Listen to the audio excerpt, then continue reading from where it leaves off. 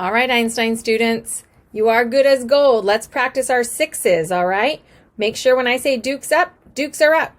And you put one finger up for every number you say. So we're counting by our sixes, so 6 is one factor. Each finger that you put up represents another factor.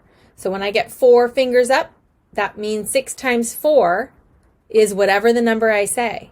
So let's keep track, and here we go.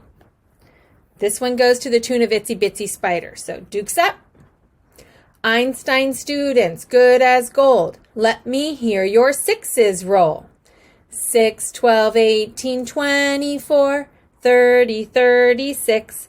And the spider said 42, 48, 54, 60, 42, 48, 54, 60, 66, 72. How do you do?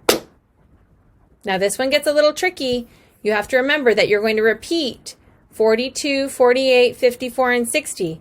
And 42 is 6 times 7. So you need 7 fingers up. Okay? So you're going to go 42, 48, 54, 60. And again, 42, 48, 54, 60. So your fingers will make a little pointer like that. Okay? Here we go. One more time. Dukes up.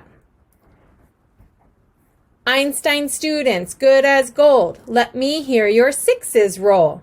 6, 12, 18, 24, 30, 36. And the spider said 42, 48, 54, 60, 42, 48, 54, 60, 66, 72. How do you do? And you'll notice it doesn't matter if I have 7 this way or 7 this way.